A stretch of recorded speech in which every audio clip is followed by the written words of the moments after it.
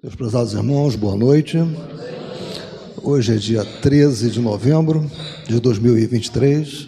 Estamos iniciando as atividades na Casa Espírita de Abel Sebastião de Almeida.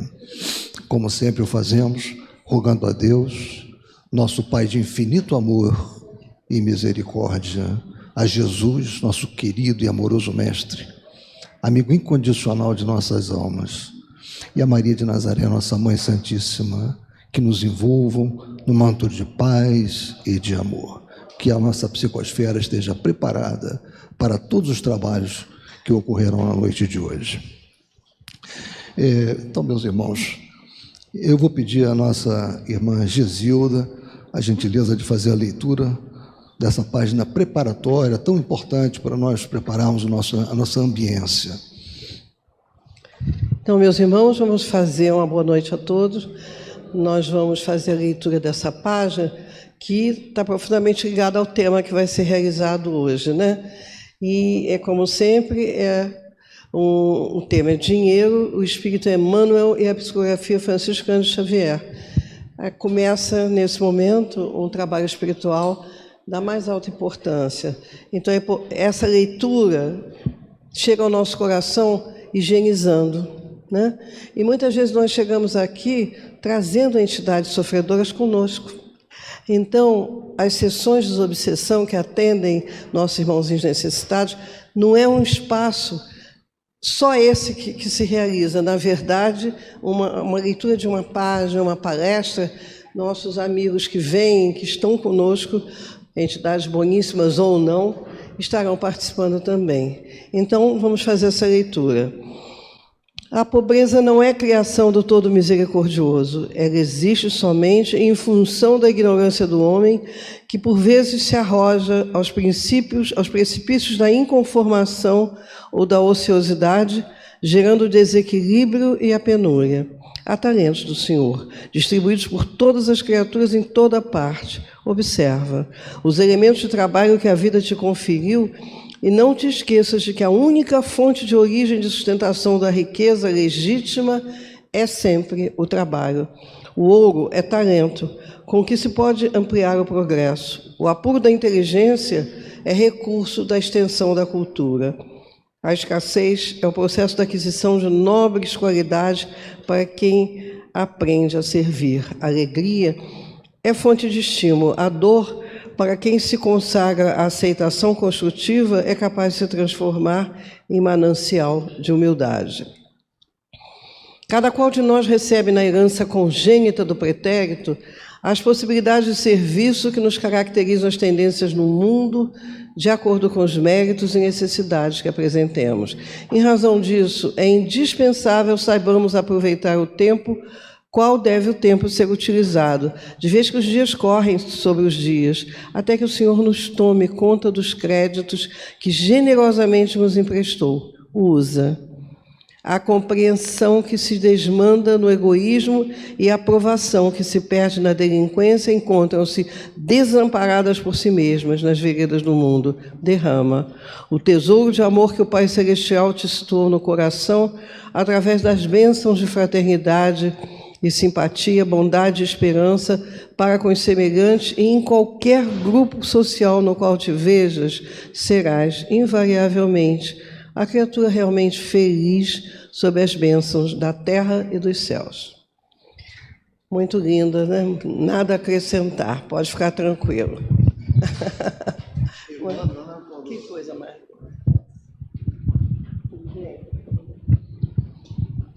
Bem, meus irmãos, após a leitura dessa página tão importante, né, como preparatória para os nossos estudos, nós vamos trabalhar hoje o Evangelho segundo o Espiritismo, como sempre fazemos na segunda-feira, capítulo 16, item 8, né, desigualdade das riquezas. E nós vamos fazer isso em parceria com a nossa querida Alessandra, né, como já fizemos também com a Andréia.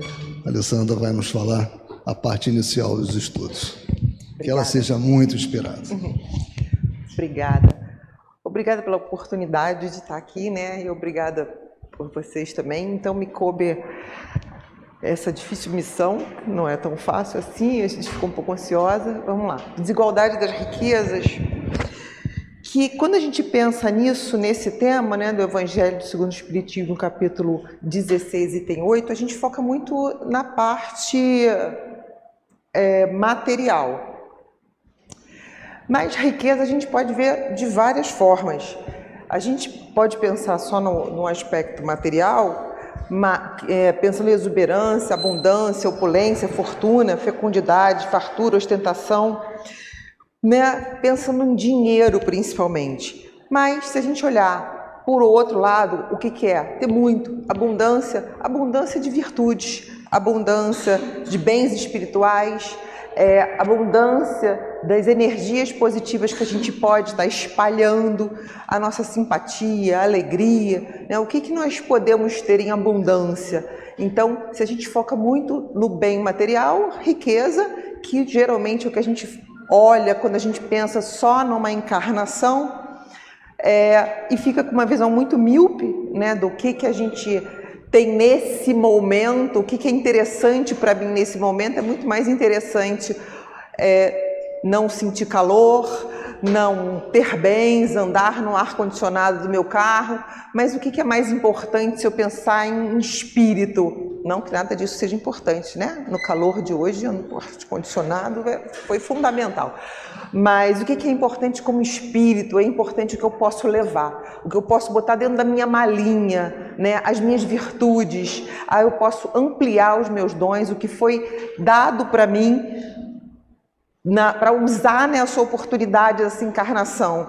Então, a riqueza real, o que é a riqueza real? Aquela que eu consigo levar, aquela que a ferrugem não vai corroer, aquela que não vai ficar aqui, que eu posso ter muito, aglomerar, mas ela fica.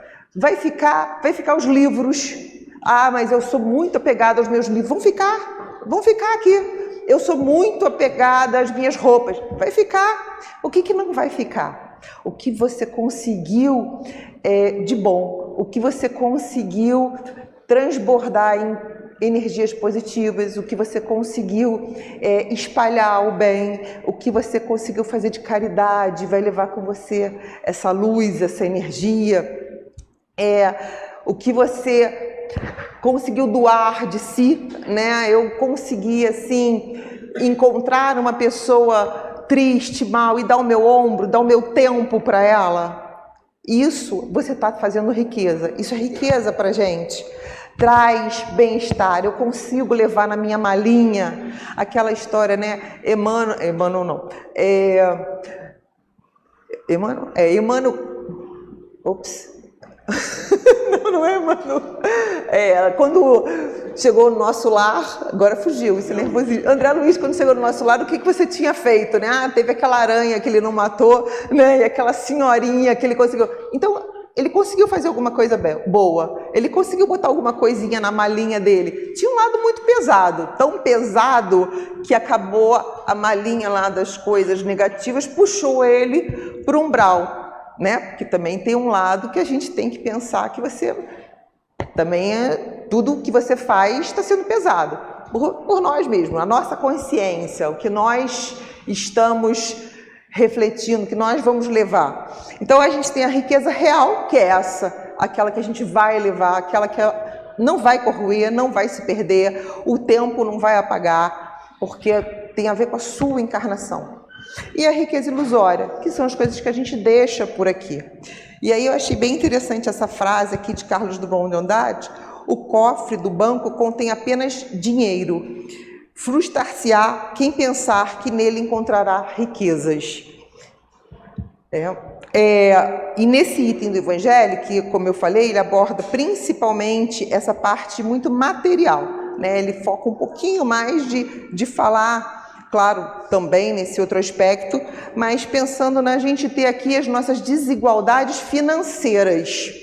E aí, como essa primeira frase, a desigualdade das riquezas é um dos problemas que inutilmente se procurará resolver desde que se considere apenas a vida atual. Por quê? Porque a gente só passa por o que a gente precisa para nos ajudar a evoluir. O que eu estou precisando nessa encarnação de mais urgente aprender? Porque a gente vem para várias coisas, são várias coisas que nós precisamos melhorar nas nossas habilidades, melhorar nos nossos egoísmos, né, nas nossas dificuldades.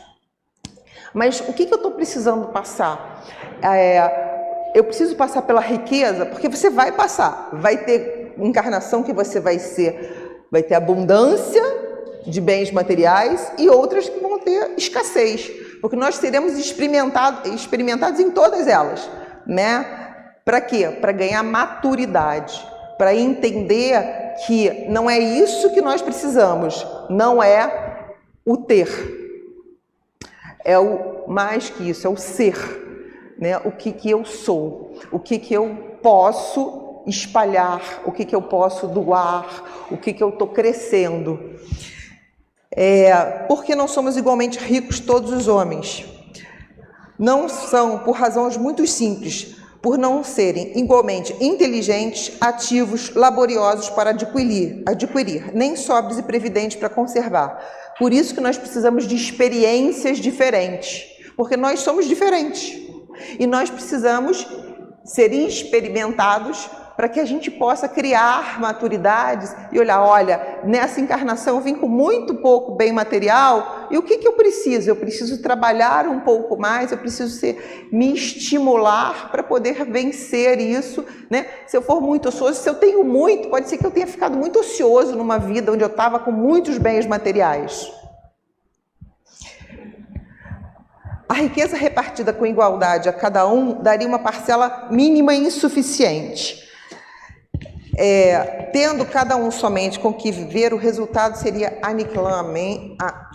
aniquilamento de todos os grandes trabalhos que concorrem para o progresso, para o bem-estar da humanidade. E aí eu peguei esse pedacinho aqui, que fala sobre Marx, né? Em seu materialismo histórico, prevê o surgimento do comunismo como a síntese perfeita da evolução materialista da sociedade, onde não haverá barreiras de classe. Tá ruim isso, né? Eu vou botar aqui para baixo.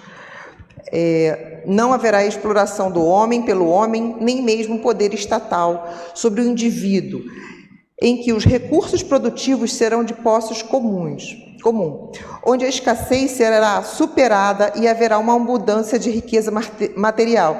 Isso nos mundos superiores. A gente vai chegar nessa fase, mas a gente ainda não consegue. A gente ainda precisa de desigualdade para sermos estimulados a conseguir mais. Estimulados a trabalhar, estimulados a querer o conforto. Então a gente precisa. E a lei do trabalho é uma lei que está lá, né? É uma lei natural, né? E como diz lá no Livro dos Espíritos, a necessidade de trabalho é uma lei da natureza, o trabalho é uma lei da natureza. E por isso mesmo é uma necessidade. A civilização obriga o homem a trabalhar mais, porque aumenta as suas necessidades e os seus prazeres. Em todas as nossas esferas evolutivas, nós estaremos trabalhando. Talvez a gente, com certeza, quando nós estivermos em mundos superiores, a gente não vai trabalhar porque a gente pensa assim, eu quero ter conforto. A gente vai trabalhar porque isso é uma necessidade tão grande que a gente já entende nosso nível evolutivo e é importante você espalhar, crescer cada vez mais. A gente quer trabalhar para evoluir cada vez mais, para nos experimentar cada vez mais. E aí a questão de 676 fala, por que o trabalho é imposto ao homem? É uma consequência da sua natureza corpórea, é uma expiação e ao mesmo tempo tem um meio de aperfeiçoar a sua inteligência, ou seja, só existe uma coisa, é para o nosso bem, é para o nosso bem, é para a gente se melhorar, né? Sem o trabalho, o homem permaneceria na infância intelectual, eis porque ele deve a sua alimentação, a sua segurança e ao seu bem-estar, o seu trabalho e a sua atividade. Ao de físico franzino, Deus concedeu a inteligência para o compensar, mas há sempre o trabalho.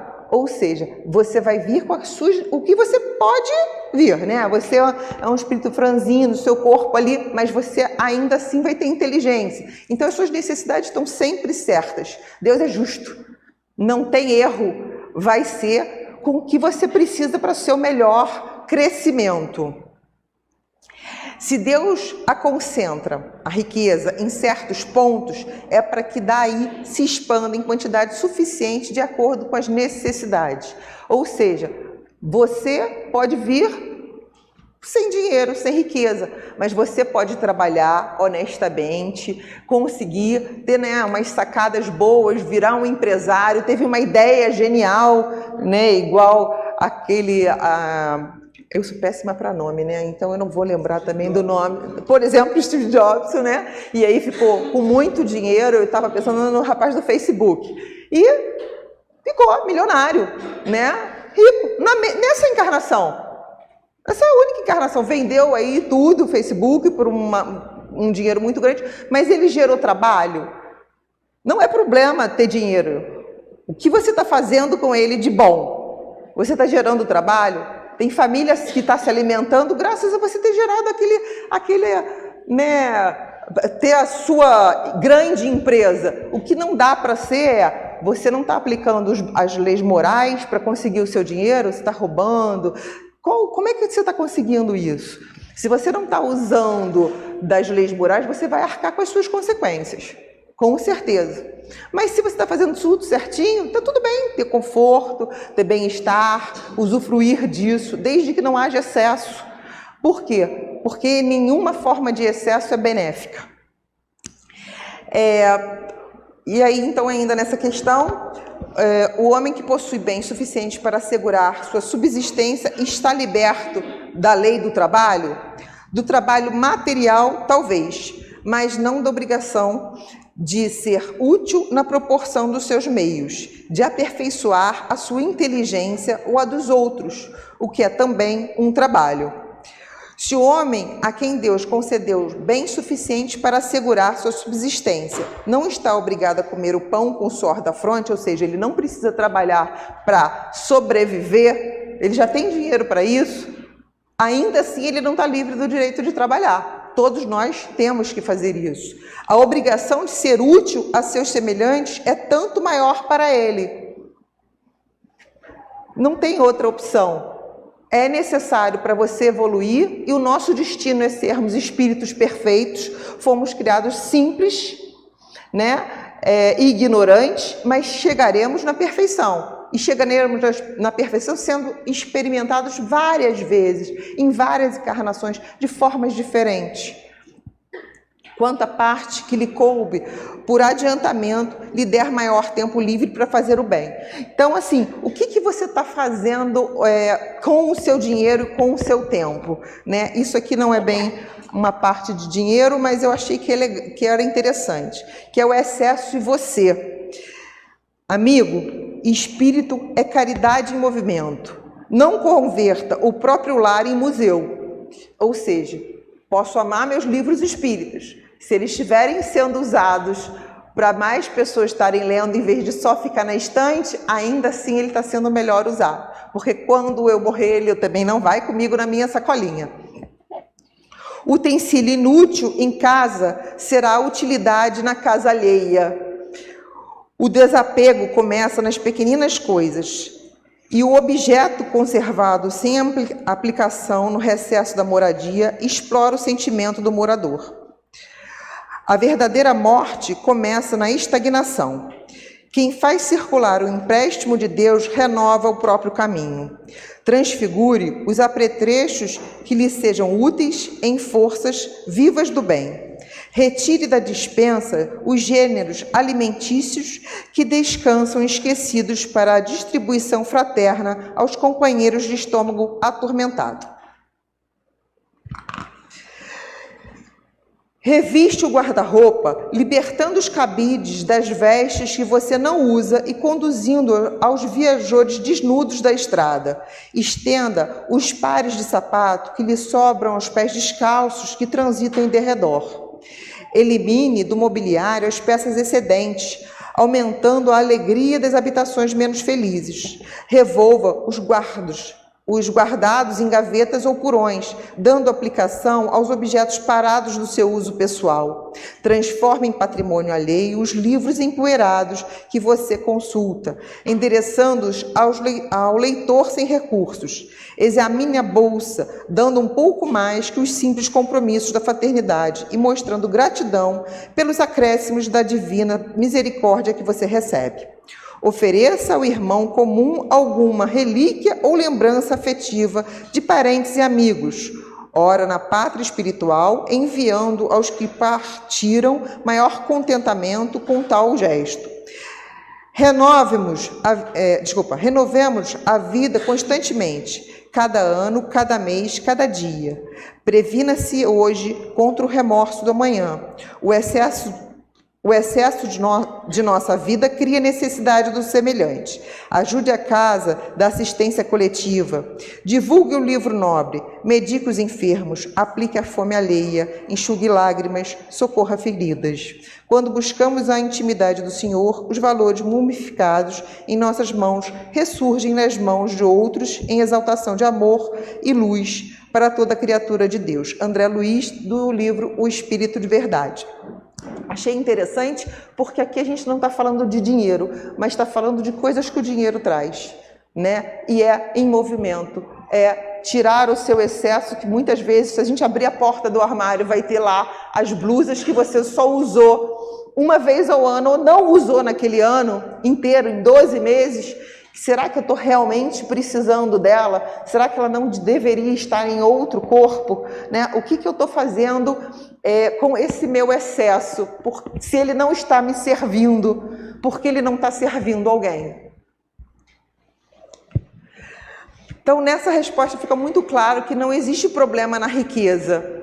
Não tem problema. O problema é você não saber usá-la. Né? O problema está na ociosidade, na futilidade, na avareza, no egoísmo e na ganância.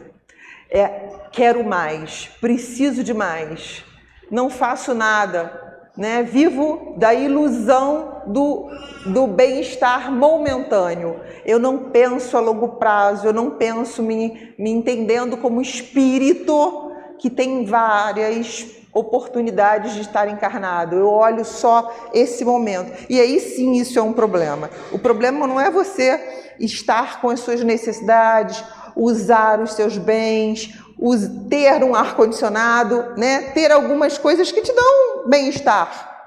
Senão não existiria, porque a gente precisa disso. Senão a gente não trabalha, a gente precisa do querer um pouquinho mais. É importante para a gente experimentar isso.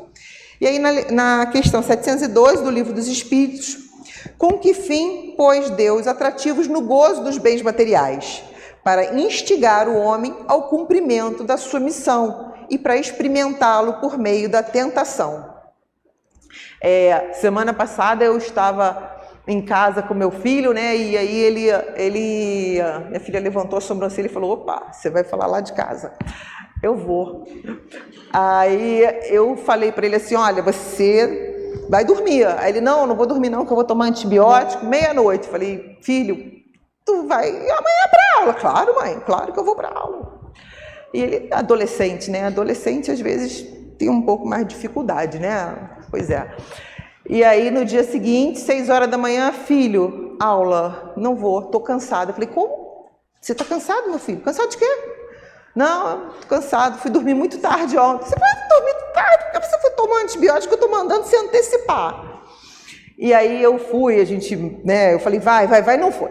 Não foi, o menino tá dessa altura, tem uma perna enorme, eu não consegui pegar pequenininho e botar no transporte pro colégio, né? Só briguei e dei um castigo, claro. Tirei o celular, porque hoje em dia a gente tira o celular, que é o que mais dói, né? E aí, quando eu cheguei em casa, eu falei: bom, tirar o celular só não vai adiantar, vou ter que chegar em casa e vou ter que fazer uma papoterapia com o meu guri.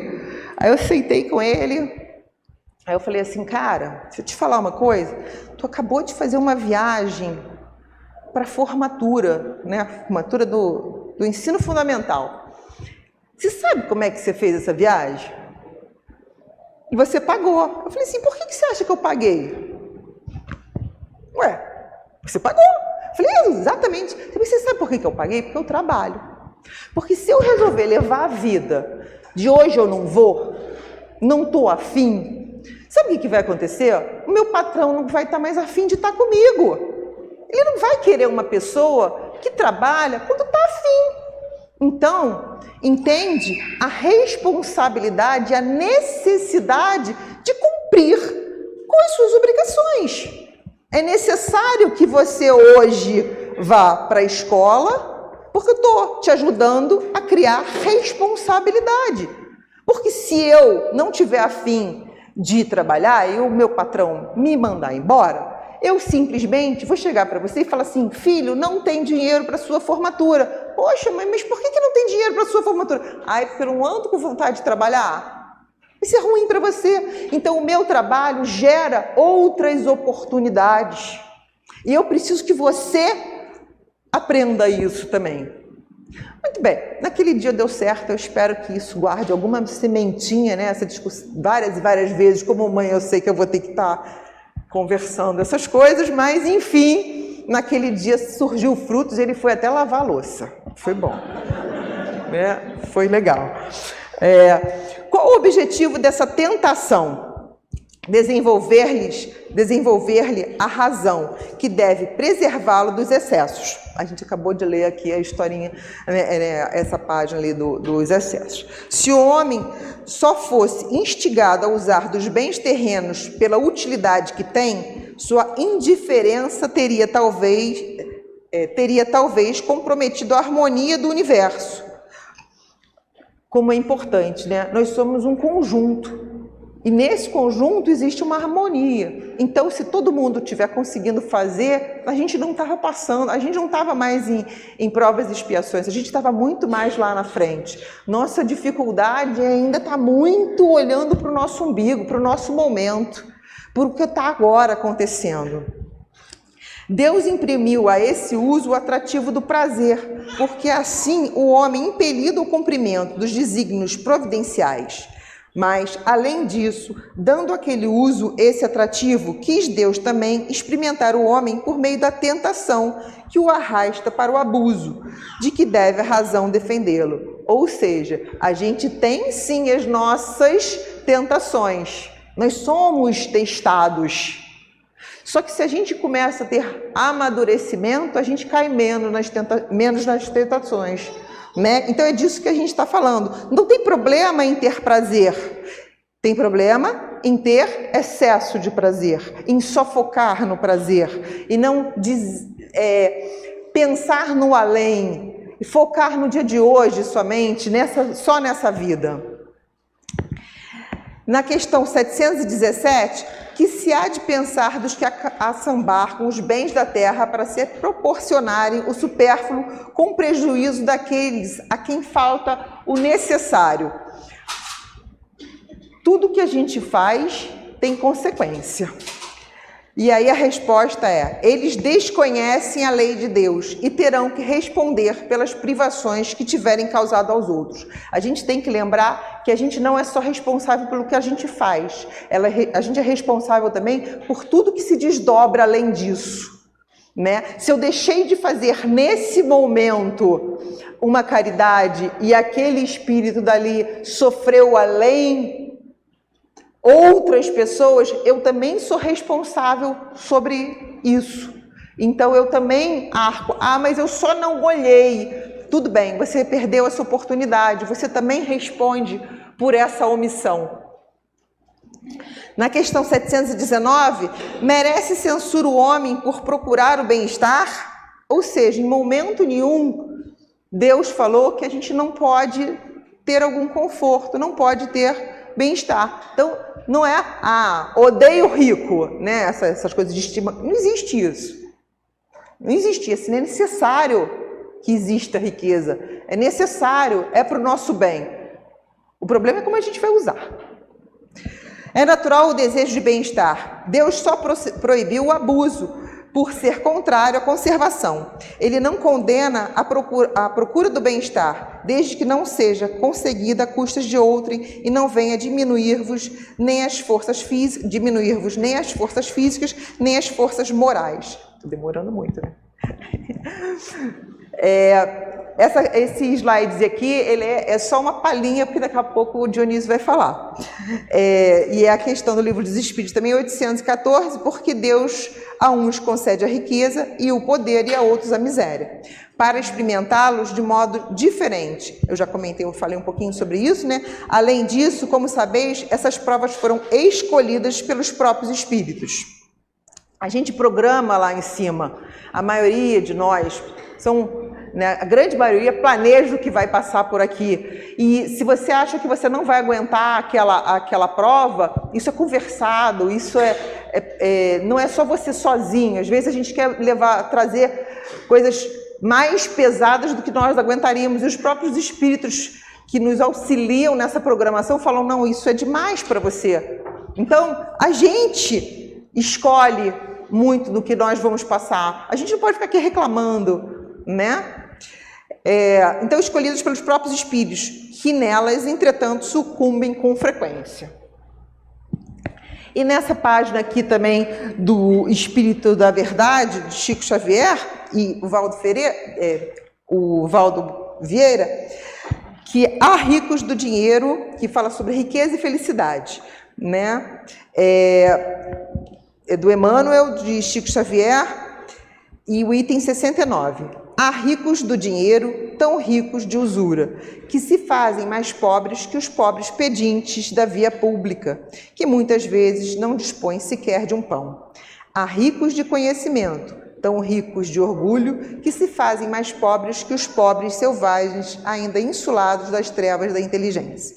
Há ricos do tempo, tão ricos de preguiça, que se fazem mais pobres que os pobres escravizados às tarefas do sacrifício. Há ricos da possibilidade, tão ricos de egoísmo, que se fazem mais pobres que os pobres irmãos da amarguras, irmãos em amarguras, lutas expiatórias, que de tudo carecem para ajudar. Há ricos de afeto, tão ricos de ciúme, que se fazem mais pobres que os pobres companheiros em prova rude, quando relegados à solidão. Lembra-te, pois, de que todos somos ricos de alguma coisa ante o suprimento divino da divina bondade.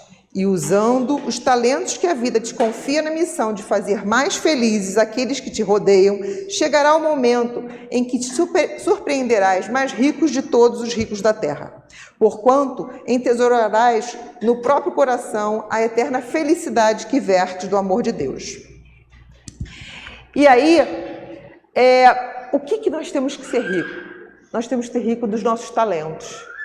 Talento, né, aquela 6.000 denários, que era a moeda de prata dos romanos, que era por um dia de trabalho, que geralmente era usada por um dia de trabalho, e que nós, tem lá a parábola dos talentos, e que nós interpretamos talento como o que a gente tem. Nós recebemos alguns talentos, e lá na parábola de talentos, que o viajor sai para viajar e dá os talentos aos seus súditos e fala, né, que para eles guardarem. Quem é os talentos? Aquilo que Deus deu para a gente. Então, a sua habilidade nessa vida para dançar, a sua inteligência, o seu emocional, a sua empatia, tudo aquilo que você trouxe e que você tem condições de multiplicar e fazer o seu baúzinho crescer, né, com o seu tesouro verdadeiro. Era isso que eu tinha para falar. Obrigado. Agradeço a todos, agradeço a Dionísio por ter me chamado. E boa noite para todos.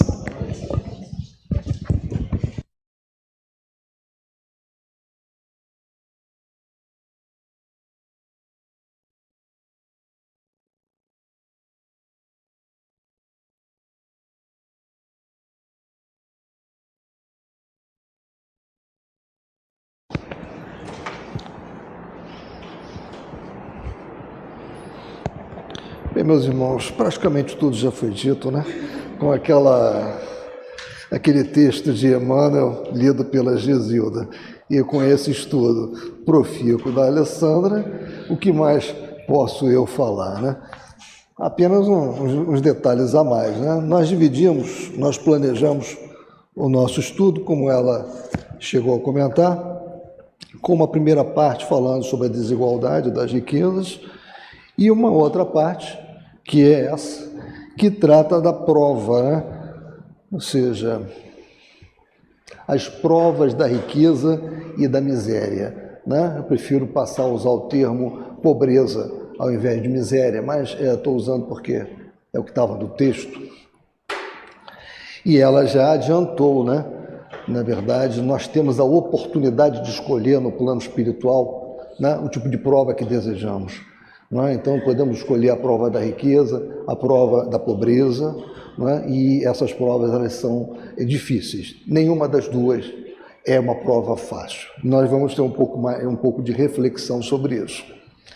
Essa aqui é uma figura de Leon Denis, e eu trouxe uma frase bastante interessante e que está imbricada com o que ela disse também no estudo dela há pouco, né? Nós temos que analisar a questão da riqueza e da pobreza, não pensando apenas na nossa vida atual, mas pensando na multiplicidade de vidas que nós temos, na multiplicidade de corpos que nós iremos ocupar através da reencarnação.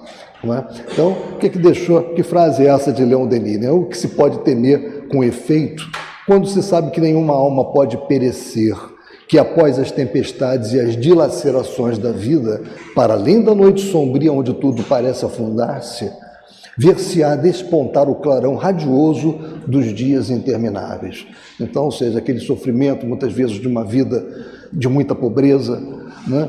Com muita parcimônia de bens e de dinheiro, nós não devemos ficar pensando apenas nessa vida, temos que imaginar e lembrarmos de que teremos diversas outras vidas, né? E que teremos muitas outras oportunidades. E que nesse momento em que a pobreza nos alcançou, esta é uma oportunidade singular para cada um de nós. Então, ensina o Espiritismo que Deus concedeu as riquezas e o poder a uns e a miséria para outros. Experimentar, e o objetivo disso, qual é, né? Como ela mesma falou também, experimentá-los de modos diferentes. Além disso, como sabeis, essas provas foram escolhidas pelos próprios espíritos, que nelas, entretanto, sucumbem com frequência.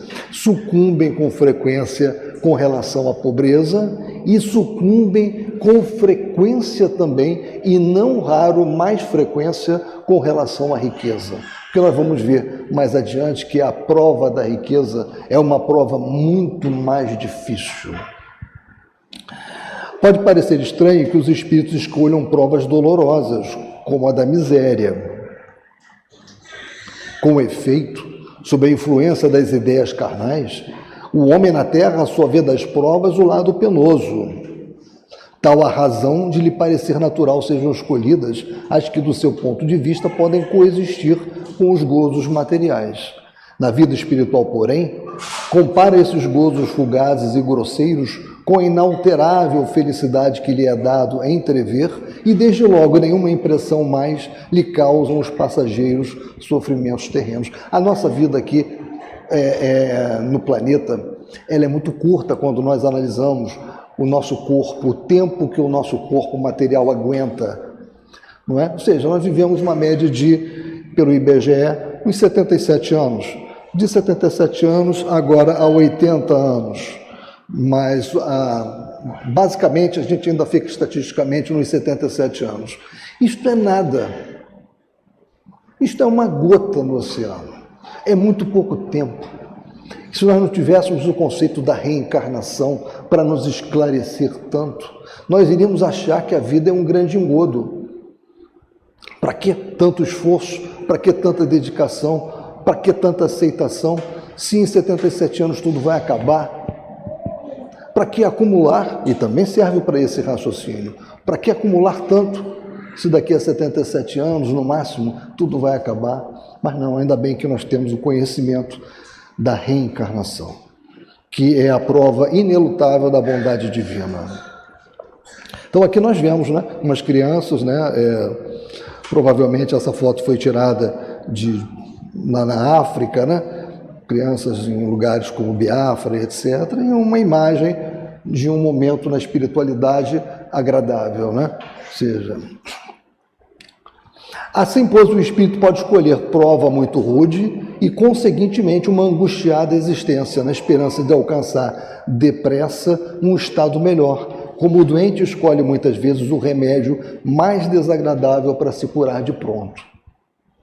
Contudo, tanto a prova da miséria como a da riqueza são difíceis de serem suportadas, porque enquanto a miséria provoca as queixas contra a providência divina, a riqueza incita a todos os excessos. Ela incita aos excessos, como ela falou, da luxúria, ou seja, do sexo, da procura dos prazeres materiais, da concupiscência de uma forma geral, de comprarmos, termos adereços caros, não é? Carros muito caros, pensarmos só no mundo dos prazeres, como ela também lembrou aqui. Então, isso é muito difícil, porque nós estamos fazendo um mau uso da riqueza, um mau uso do dinheiro que nos é colocado, dos bens que nos são colocados. Totalmente diferente quando nós fomos lembrar de como começou o homem, né? As primeiras comunidades, o que era a riqueza para aquela comunidade. A riqueza era aquele animal que era abatido e repartido entre todos os que viviam, eram aqueles frutos que eram colhidos e repartidos entre todos, onde havia uma distribuição de tarefas. Ela lembrou de Marx, que também imbrica nesse tipo de conceito, né? Onde ali naquela comunidade originária, né, de seres humanos, a riqueza era aquilo que realmente podia manter a sobrevivência, né? Hoje nós estamos vendo, quando falamos em riqueza, a primeira coisa que vem à mente é acúmulo de moeda, de dinheiro no banco, de joias, de ouro, né? É tudo que é útil, limitado e apropriável, não é verdade? E aquela riqueza real, né? Que o ar que nós respiramos, a água que nós bebemos, o ambiente agradável que nós vivemos, né? Isso é uma riqueza que é impagável. Nós vamos ver um pouco mais adiante como essa reflexão ela é importante. Em verdade, o rico, entretanto, possui, de um modo geral, mais instrumentos para fazer o bem do que o pobre. Isso é muito importante, e ela comentou também. Todavia, nem sempre o faz.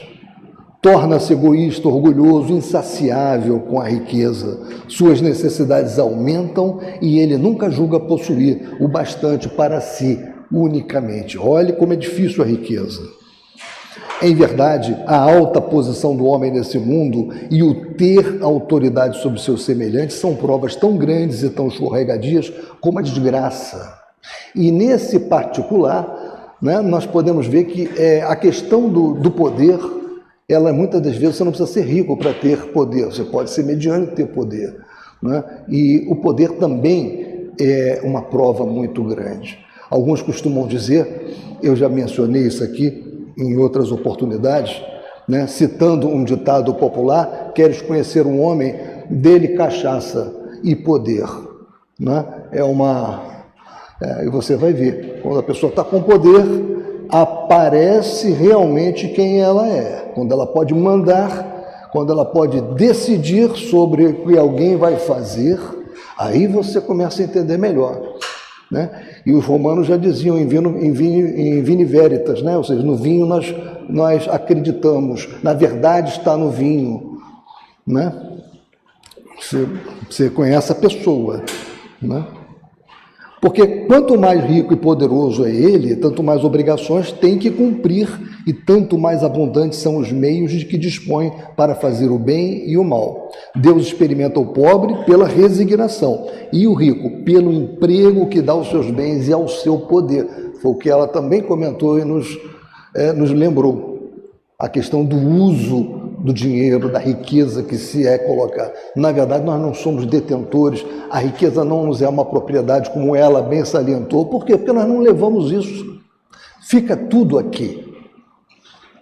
Fica tudo aqui. E nós vamos ver um pouco mais adiante que o nosso apego a esses bens materiais, eles criam uma imantação que nos prende aqui. Então, isso nos atrapalha, inclusive, singularmente no momento do desencarne. Aquela questão que ela falou dos livros. Então, cada um de nós tem as suas características. Amor aos livros, amor ao carro que ficou, amor à casa. Isso é terrível. Nós temos que desapegar antes do momento crucial. E nós vamos ver isso aqui em Voltaire. Existe uma passagem muito interessante sobre isso. Este é o meu mandamento: amem-se uns aos outros. João capítulo 15, versículo 17. Aqui está a grande regra, a regra áurea para todos nós. A riqueza e o poder fazem nascer todas as paixões que nos prendem à matéria e nos afastam da perfeição espiritual. Por isso foi que Jesus disse: em verdade vos digo, e isso nós já vimos na semana passada, que mais fácil é passar um camelo por um fundo de agulha do que entrar um rico no reino dos céus. Há diversas interpretações sobre isso, nós falamos uma delas com relação ao que é esse camelos, mas lá nas muralhas de Jerusalém, há também algumas passagens apertadas, ou seja, há grandes portas que dão para o mar, e essas portas, a partir das 22 horas, elas eram fechadas, mas não eram fechadas completamente, porque muitos viajantes e comerciantes chegavam depois das 22 horas e precisavam entrar, vinham com seus camelos, né, lotados, né, de bens. Então havia uma passagem, uma nesga nessas portas que permitia que um viajante, uma criatura pudesse passar, e que um camelo, que se ele se abaixasse, também podia passar, né? E em alguns pontos dessa muralha de Jerusalém tinha isso. Isso era uma coisa comum em outros lugares também. E imagina-se que Jesus teria usado também essa imagem para mostrar o seguinte: é mais fácil o camelo, porque o camelo carregado de coisas, ele não podia passar por aquela nesga na porta, mas ele conseguia passar sem a carga. Então, alguns interpretam que essa passagem que está aqui é o seguinte: olha, tira a carga que o camelo passa. Então, ele quis dizer o seguinte: é mais fácil esse camelo passar do que o rico deixar os seus bens do lado de fora, deixar a sua riqueza que estava sobre o camelo do lado de fora, ele vai ficar lá. Então, essa é mais uma das interpretações dessa passagem, né? Obviamente que Jesus não ia usar, né, essa figura à toa. Ele usou uma figura com base em coisas que existiam na época dele, reais, né? Não aquelas nesgas dos soldados que ficavam com as setas nas muralhas, mas essa da porta, porque dava para passar. Qual então o melhor emprego que se pode dar à riqueza? Ela já falou sobre isso também. Amai-vos uns aos outros. A solução do problema. Elas guardam o segredo do bom emprego das riquezas.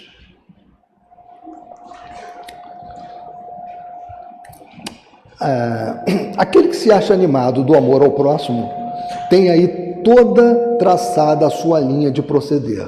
Na caridade está para as riquezas um emprego que mais apraz a Deus. E o que ela lembrou também: vamos abrir os nossos armários, vamos pegar aquelas roupas que nós não usamos mais, o calçado que nós só usamos uma vez, compramos para ir a uma festa e nunca mais usamos.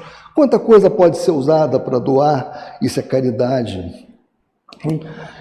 Quando nós nos dispomos a vir aqui na campanha do quilo, na Ronda do Pão de Natal, inclusive, gente, é dia 11. Dia 11 de dezembro, Ronda do Pão. É o momento de nós também nos despojarmos um pouco, darmos o nosso tempo, né, para esse trabalho. E aquilo que eu costumo falar sempre: caridade, meus amigos, é ajuda, mas com amor.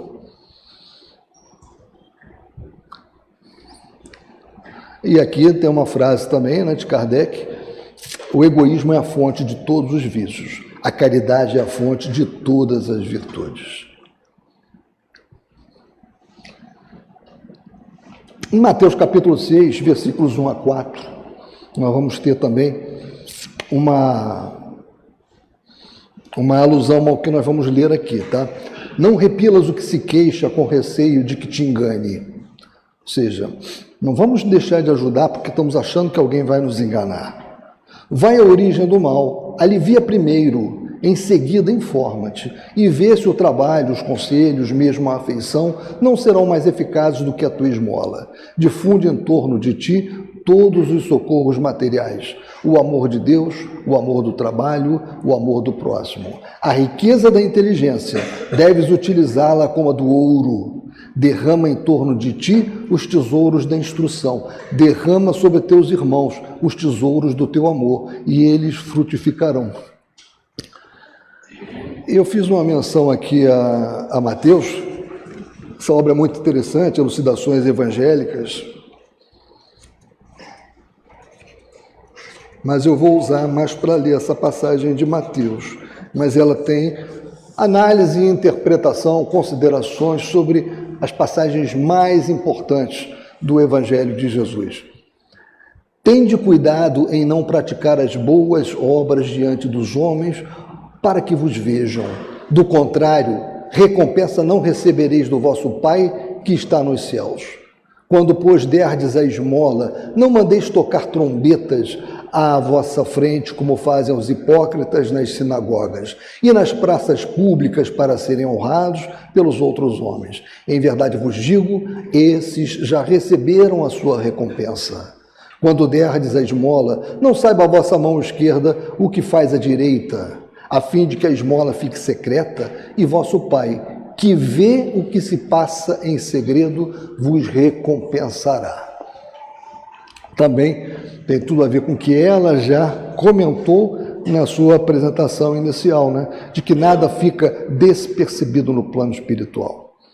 O nosso bem, o bem que fazemos, o mal que praticamos e o bem que deixamos de praticar, tudo isso é levado em consideração na análise que será feita da nossa passagem aqui na Terra.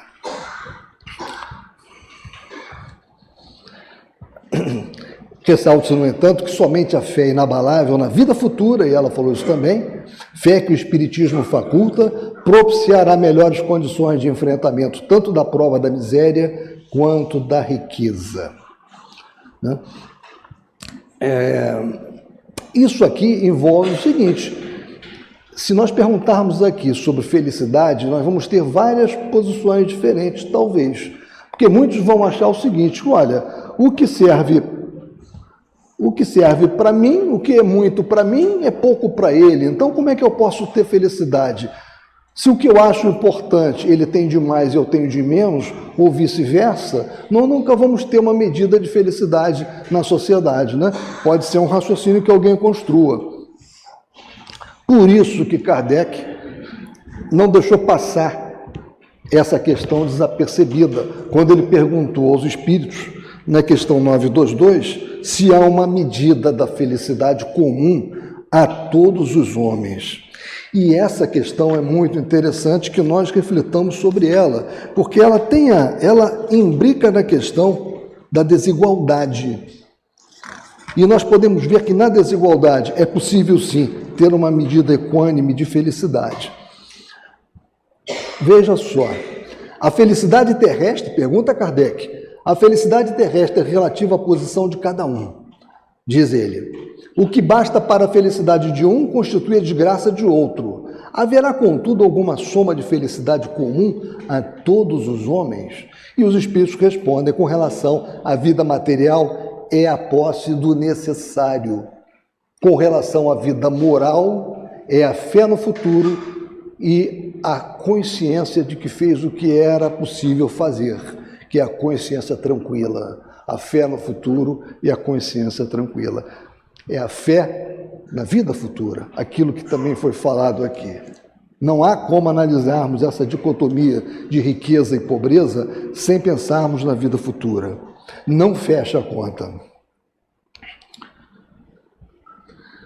Passa a perceber, então, que grandes e pequenos estão confundidos como formigas sobre um montículo de terra, que proletários e potentados são da mesma estatura, e lamenta que essas criaturas efêmeras a tantas canseiras se entregam para conquistar um lugar que tão pouco as elevará e que por tão pouco tempo conservarão.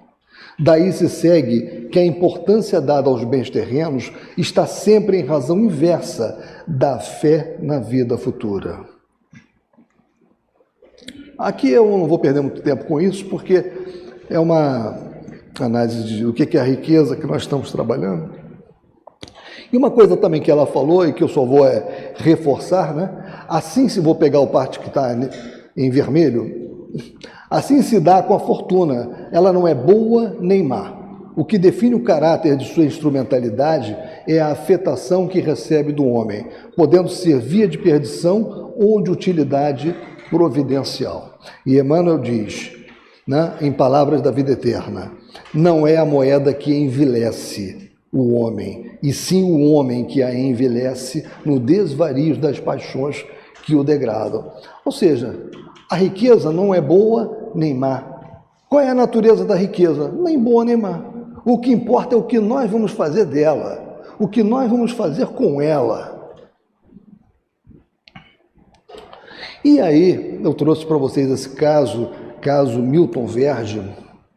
É um caso pouco falado, mas é de um brasileiro. Não vou ler tudo aqui, porque nós não vamos ter tempo suficiente. Mas esse brasileiro, na década de 60, ele estava num avião, né, com o seu cunhado, e esse avião caiu na selva boliviana, né, e ele sobreviveu bastante tempo, mais tempo que o cunhado, e passou por diversas agruras, né, e foi fazendo anotações, como está dito aqui, que vocês podem ver em vermelho, deixando anotações nos seus últimos dias no verso de mapas e revistas. Então ele foi escrevendo, a cada dia ele escrevia sobre o que ele estava passando naquela selva. Um homem normal, um homem com curso universitário, com o seu avião, tinha pego o avião para comprar um motor lá na Bolívia e o avião caiu, né? E eu não vou falar do acidente porque aqui depois, quem quiser, eu posso disponibilizar, e tem também no nosso site, né, em videocast. O mais interessante onde eu quero chegar é sobre isso, que ele teve, Milton, que é essa pessoa, teve forças para escrever uma espécie de diário no verso de mapas e revistas que estavam na aeronave.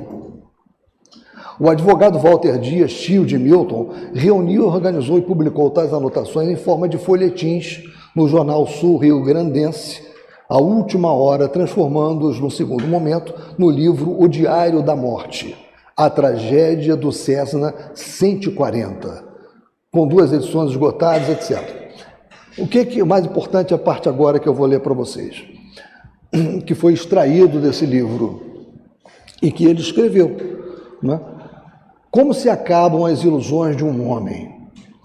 Hoje, para mim, 1 litro d'água, que é a coisa mais barata que nós temos, vale mais que todo o dinheiro do mundo, e um prato de arroz com feijão não tem dinheiro que pague.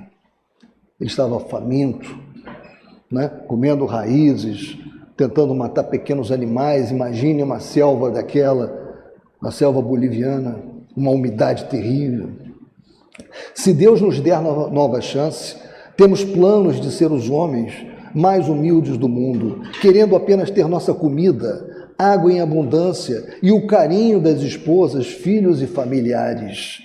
Minha querida esposa e dedicada mãe de meus filhos, primeiramente, peço que me perdoe pelos maus momentos que te fiz passar. Vejo agora que tudo não passa de ilusão. O que vale mais no mundo é a água, a comida de todo dia e o carinho da nossa querida esposa e filhos. Saiba que você foi o único amor da minha vida. Não duvides, porque é um moribundo que está falando. Nunca deixes ninguém passar sede, pois é a pior coisa do mundo. Eu também prefiro um estilo de vida simples, sem muito luxo, cuidando da saúde física e mental para durar muitos anos. Pergunte a um desempregado o que é importante para ele. Pergunte a um doente crônico o que é importante para ele. Pergunte a um solitário o que é importante para ele. As pessoas que se apegam muito às coisas e são ingratas com tudo em sua volta, estas não quero perto de mim por muito tempo.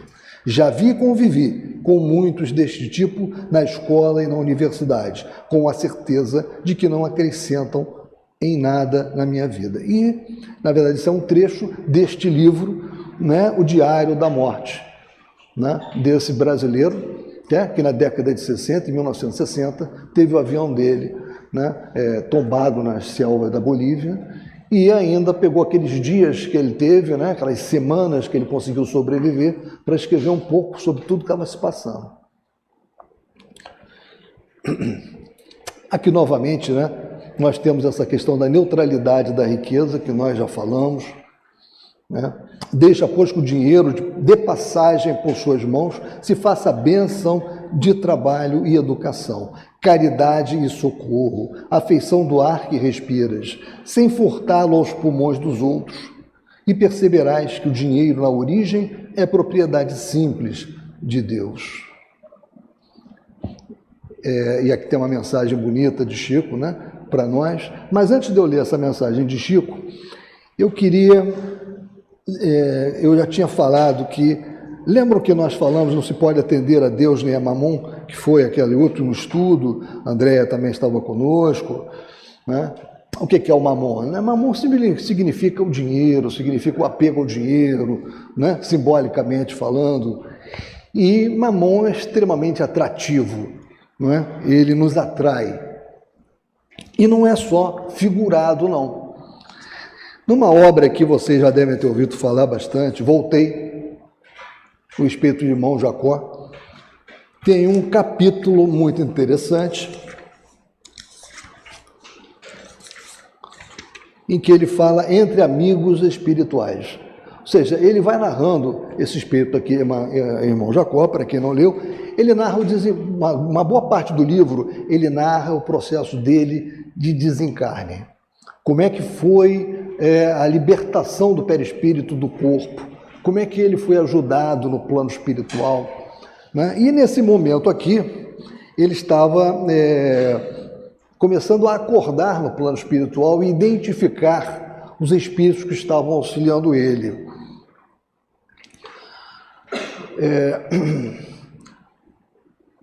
Eu não vou ler muita coisa, eu queria ler mais aqui para vocês, mas não vai dar tempo. Apesar do natural acanhamento que a presença deles me infligia, quer dizer, ele estava com Bezerra de Menezes perto, ele estava com o espírito de Skol por perto ajudando, porque esse irmão aqui, Irmão Jacó, ele tinha sido um presidente do centro espírita, e ele não imaginava que ele ia ter tanta dificuldade no processo de desencarne, para a separação dele do corpo, né? E ele narra isso. Então ele está falando que, apesar do natural acanhamento que a presença deles me infligia, tudo fiz por levantar-me, de modo a recebê-los com a veneração que mereciam. Afinal, ele estava com Bezerra de Menezes por perto. Tentei, porém, debalde erguer-me. Percebendo minha intenção, abeiraram-se de mim, cumprimentaram-me com palavras confortadoras de boas-vindas. Com gentileza, explicou-me Bezerra que o processo liberatório corria normal, que me não preocupasse com as delongas, com as demoras, né? Porque a existência que eu desfrutara fora dilatada e ativa. Não era possível, disse bondoso, efetuar a separação do organismo espiritual com maior rapidez. Esclareceu também que o ambiente doméstico estava impregnado de certa substância que classificou por fluidos gravitantes, desfavorecendo-me a libertação. Ou seja, os bens que ele era tão apegado, eles tinham os chamados fluidos gravitantes, que impediam aquela liberação rápida que ele tanto pretendia. Mais tarde, vim a perceber que os objetos de nosso uso pessoal emitem radiações que se casam às nossas ondas magnéticas, criando elementos de ligação entre eles e nós, reclamando-se muito desapego de nossa parte, a fim de que não nos prendam ou perturbem. Então, isso aqui é importante para todos nós, essa questão da ligação com os bens materiais, com a riqueza, com aquilo que nós estamos deixando, com a nossa casa, com o carro, entendeu? Com as pessoas que nós tanto nutrimos afeição, tomemos cuidado. Tudo isso irá, de alguma maneira, nos prejudicar. Vamos trabalhar com o desapego. E Chico, aqui ao lado, nos diz: na vida não vale tanto o que temos, nem tanto importa o que somos, vale o que realizamos com aquilo que possuímos. E, acima de tudo, importa o que fazemos de nós. Isso sim, isso é o que importa, é o que fazemos de nós. O que a nossa irmã Alessandra também ressaltou bastante no estudo dela, que ela nos apresentou. Bem, meus irmãos, eu tinha um pouquinho mais de coisa para falar para vocês, o tempo não foi suficiente, mas eu quero deixar aqui, Leon Denis, ele tem um capítulo bem interessante, alguns itens muito interessantes, a partir dos 55, Orgulho, Riqueza e Pobreza.